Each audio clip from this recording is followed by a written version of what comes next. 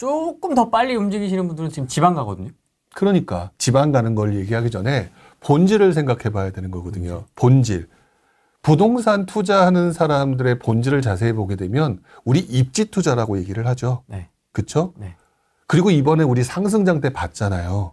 입지가 얼마나 중요한지를 아니까 지금 다 서울 가는 거잖아요. 맞습니다. 그렇죠? 네. 근데 그 입지가 나쁜 곳을 투자하다 보니까 시장이 꺾였을 때 그 나쁜 입지가 어떻게 되는지를 이번에 봤단 말이에요. 맞죠.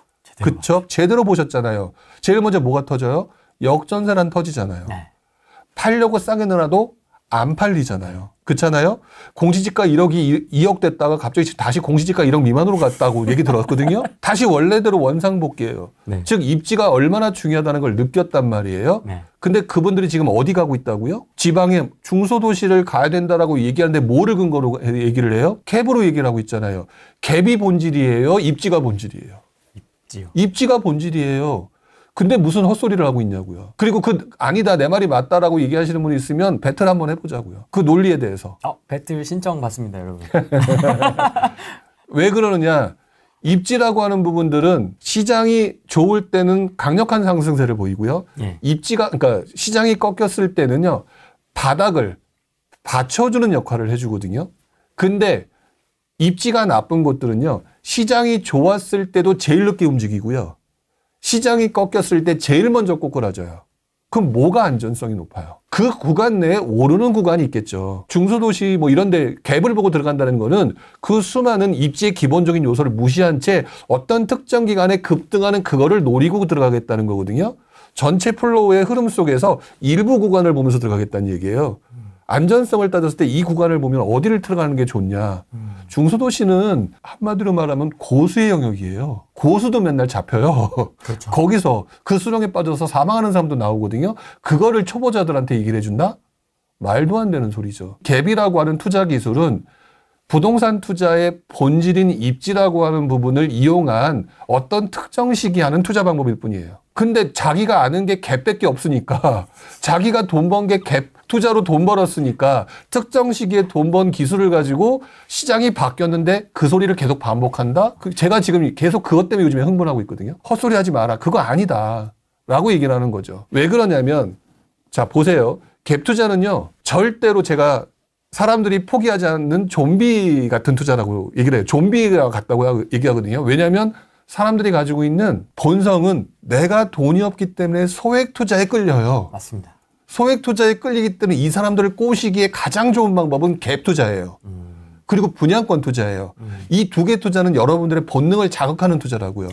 제가 돈을 벌려고만 작정을 했다면 여러분들 분양권 투자와 갭 투자만 가지고 제가 여러분들을 꼬셨으면 저 수억 벌었을 거예요. 그게 아니라고요. 그게 아닌 게 그 본능적인 부분을 그렇게 요구를 하면서 여러분들을 자꾸 유혹하게 되는데 그것들이 갭 투자로서 분양권 투자로서 돈을 버는 구간이 만들어진단 말이에요. 그중에서도 갭 투자가 가장 생명력이 긴 이유는요. 긴 이유는 갭 투자가 사이클이 움직여지는 상승과 하락 구간의 전 구간에 걸쳐서 상당히 오랜 기간 투자가 가능해요. 제 책에 보면은 부동산 상승 신호, 하락 신호 그 책에 보면 갭 투자 1, 2, 3라는 표현을 썼던 적이 있어요. 그게 뭐냐면 갭 투자 1은 침체기에 하는 투자고요. 네. 그다음에 갭 투자 2 같은 경우는 상승장에 하는 투자예요. 갭 투자 3 같은 경우는 그 구간에 이걸 융합해가지고 어떤 시기에도 쓸 수 있도록 하는 투자거든요. 근데 문제는 갭 투자 3는 언제 잘 안 되냐면 혼돈기에 잘 안 돼요. 혼돈장 때 안 나와. 잘 안 돼요. 왜? 상승하지를 못하니까. 그런 것들을 나름대로 고민하고 제가 이렇게 적어줬는데 그 내용의 본질을 전혀 생각들을 못하고 계시고 전문가라고 하는 분들도 그런 표현을 못 쓰시더라고요. 그러니까 저는 그것들을 가지고 조금 더 여러분들한테 설명을 드리고 싶은 것 중에 하나가 이 갭 투자는요. 갭 투자는 이렇게 하시면 돼요. 중소도시에 갭 적은 데가 들어가는 게 중요한 게 아니라 사이클을 먼저 봐야 돼요. 전세 가격이 상승할 수밖에 없는 공급 부족 누적에 의한 전세 가격 상승이 만들어질 때 가장 효율적인 투자하는 지역들이 어디냐를 판단해야 되는데 중소도시는 아니라는 거예요. 왜냐하면 침체장 이후에는 상승장, 회복이 되면서 상승장으로 넘어가잖아요. 그러면 앞으로 방향성은 뭐냐면 상승이에요. 그러면 상승하게 되면 A급, B급, C급 중에 어디가 올라요? A 오르고 B 오르잖아요. C는 제일 마지막에 오르잖아요. 근데 여러분들 지금 어디 가고 있는 줄 아세요? C에 가고 있는 거예요. 극단적인 수익률을 낼 수 있는 방법을 스스로 회피하고 있는 중이라고. 아마도 많은 분들이 돈이 없기 때문에 그런데 돈이 없으면 조금 더 돈을 모으면서 기다리는 작업을 해야죠. 어차피 전세가율이 조금씩 올라갈 텐데 지금 제가 말하는 게 무슨 말인지 아직도 이해 못 하시는 분들이 있을 거예요. 아직 머릿속에 그게 안 들어왔으니까, 또 있을 테니까. 근데 중요한 거는 갭 투자라고 하는 부분을 생각하는 데 있어서 여러분들이 상승장 중반, 그러니까 초중반에 B급지, C급지가 갭이 그 A급지가 상승하고 B급지, C급지가 갭을 메우는 과정에 들어가가지고 그 상승장 중후반에는 계속 따라 올라가잖아요. 네. 그때 올라가는 투자 경험을 가지고 이제 시장이 꺾여가지고 다시 출발하는 이 시점에 그 방법을 가지고 얘기를 하니까 자꾸 지금 중소도시 가도 되는 것처럼 얘기를 하는 거거든요. 이 시기는 중소도시 가는 시기가 아니에요. 그럼 아마 이렇게 질문하시는 분도 계실 것 같은데요. 부령님, 저는 대도시 갈 건데요. 대도시 B급 갈 건데요. 그렇죠. 그래서 지방이라고 얘기했다고 부령은 지방에 가지 말라고 해서 이게 아니에요. 당연히 이왕이면 뭐 부산, 울산 이런 데서 봐야 되겠죠. 왜냐면 근데 중요한 거는 그러면 여기서 또 한 가지 본질적인 문제가 또 나와요. 지방은 그러면 언제 상승하느냐. 제일 먼저 부산이나 울산이나 대구가 먼저 상승할 테니까 그러면 언제 상승하느냐 부분에 대해서 알고 있어야죠. 아무 때나 지방 들어가는 게 아니라 지방이 그동안 물론 제가 본 구간에 90년대 후반부터 2024년 지금 현재까지 제가 봤던 지방장의 모습에 상승했던 흔히 말한 대세 상승장이라고 얘기했던 거는 딱 2번밖에 없어요. 그럼 그 시장에서 일어났던 일이 그 상승을 만들었던 일들이 무언가에 대한 원인이 있었다는 얘기거든요. 네. 그 원인이 뭐냐면은요, 정부 정책의 변화예요. 그 트리거가 됐던. 네, 트리거가 됐던 게 정부 정책의 변화거든요. 지금 정부 정책이 지방장을 위해서 뭐 변화된 게 있나요? 없거든요. 거의 없다고 없어요. 있긴 있는데 거의 뭐. 아니 최소한 본인이 지방장이 투자를 해야 된다라고 믿는다면 그거에 대한 근거, 설사 틀렸다 하더라도 나름대로 분석해서 증거를 제시해야 된다고 보거든요. 근데 그 이유가 갭이래. 그건 말이 안 되는 거고. 공급 부족. 네, 공급 부족이라고 얘기한다. 그러면 공급 부족일 때 집값이 안 오르는 거 서울 공급 부족이라는데 왜 지금은 집값 별로 안 올라요? 똑같은 얘기거든요. 네. 트리거가 있다라는 거. 근데 그 트리거가 지난 20여 년간을 봤었을 때 거의 30년이죠. 30년을 봤었을 때 거의 대부분의 트리거는 정부 정책의 변화였어요. 예를 들어서 2008년, 2009년에 지방주택 활성화 대책이었고요. 지방주택 활성화 대책이었고요. 그런 게 있었군요. 그렇죠. 2003년부터 2008년까지 지방주택은 박살이 났던 시기예요. 서울과 수도권이 상승할 때. 그러다가 그러니까 서울 수도권이 상승하니까 지방을 챙길 여력이 없었던 거죠. 그러니까 지방은 점점 안 좋아지고 있었던 거고 지방에 있던 사람들마저도 서울에 올라왔던 시기고 그러다가 이제 완전히 박살났단 말이에요. 금융위기로. 그 시점 전후로 해서 지방주택 활성화가 제일 심각한 데부터 풀어야 되잖아요. 그때 풀었던 게 지방주택 활성화 대책이고 그게 2008년도에 나와요. 그리고 계속해서 풀어줘요. 그것들이 트리거가 돼가지고 우리가 알고 있는 2008년 이후에 뭐 부산, 대구의 급등장 이런 게 그때 나왔던 거고 그리고 확산장이 만들어졌던 거고 그리고 여러분들이 잘 알고 계신 지방의 최근에 여러분들이 경험했던 지방의 상승장 네. 지방의 상승장의 트리거는요 부산의 조정적 해제였어요. 2019년도에. 맞습니다. 근데 그 시장 상황이 뭐였냐? 서울과 수도권이 미친 장이 되어 있던 상황이었어요. 맞습니다. 지방에 있던 애들이 서울에 올라와 있었고 수도권에 올라와 있었거든요. 근데 경기도까지 거의 다 묶은 상황이에요. 네. 물론 이제 평택까지 묶었던 상황은 아니지만 웬만한 지역은 다 묶었는데 갈 데 없네 라고 하던 상황에 2019년도 하반기에 부산의 조정적을 해제해버려요. 네. 그러면서 서울 수도권 애들로 하여금 트리거를 만들어버렸죠. 맞습니다. 그래가지고 부산 상륙작전이 그때 일어났잖아요. 맞습니다. 그래서 모 의원이 거기에 뭐 주택을 갖고 있네 만에 막 설왕설래가 좀 있었죠. 그렇게 하고 난 다음에 얼마 있다가 사람들이 놀랐죠. 정부가 놀랐죠. 네. 부산 조정지역 다시 규제 들어갔죠. 네. 그때 여러분들 어디에 들어갔는지 기억하시나요? 자기네들이 했던 거 기억도 안 나시죠? 또 어디 갔죠? 울산과 창원 들어갔어요. 이렇게 움직였다는 거죠.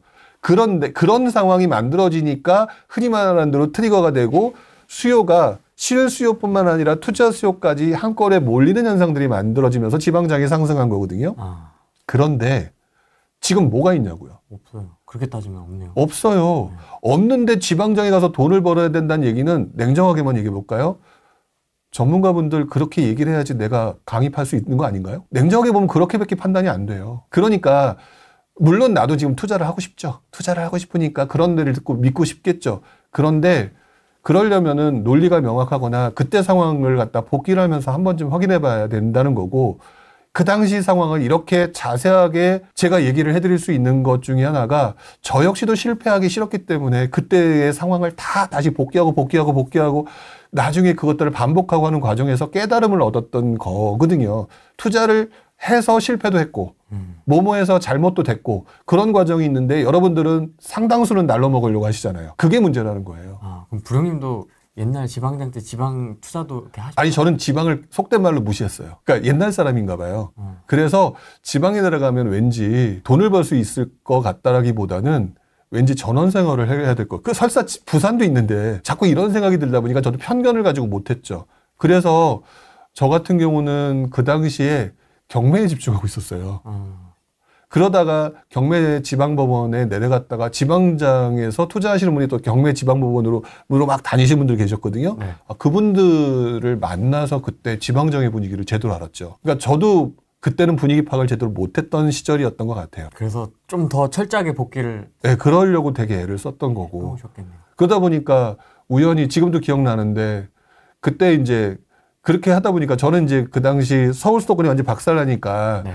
뭐 그러지 않아도 떨어졌는데 더 싸게 살 수 있는 게 뭘까? 그러면 경매이지 않을까? 계속 경매 시장을 막 눈치 보고 있다 보니까 가끔 가다가 자주 한 건 아니고 막 거기 그쪽에 미쳤던 건 아니니까 가끔 경매 법원 내려갔는데 서울에는 할 게 없어 보이고 지방 같은 데 가끔 가잖아요. 그럼 지방에서 올라오신 분이 거기서 또 있단 말이죠. 네. 그럼 이런 얘기 저런 얘기하다 보니까 이 동네랑 저 동네랑 분위기가 틀린 거예요.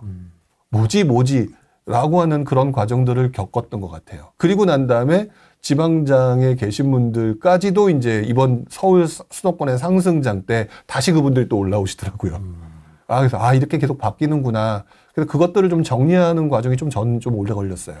이게 그런 지금 세세한 것까지 되게 잘 기억을 하고 계시는데요. 그렇죠. 부산 거기 풀었던 것부터 시작을 해서 프로세스를 지금 다 기억을 하고 계신 것 같은데 네. 그런 것들 따로 정리를 해놓으세요? 정리해놔요. 저는 2003년도부터 2024년도까지 지금 현재 상황까지 거의 다 정리가 되어 있어요. 그럼 그 당시에 내가 했던 생각이나 팩트랑 이런 거 다 이렇게 정리해 놓으시는 거예요? 그렇죠. 그리고 또 가장 좋은 방법은 그 시절에 있었던 뉴스 목록을 정리해보면 돼요. 제목만 가지고도. 월별로 정리를 해놓거든요. 그래서 2003년도부터 시작해서 원래 2003년도부터 그 이전 기사를 보기가 어려워요. 당시는 인터넷이 활성화되던 시기가 아니었거든요. 천리안 나우누리 하이텔 뭐 그거보단 조금 더 뒤지만 그러다 보니까 여러분들 호객노로 보면 2006, 7년 이전의 건 볼 수가 없죠. 네. 볼 수 없으실 거예요. 그래서 그 전에 대한 얘기는 아마 저만 떠들 수 있을 것 같다는 생각이 들어요.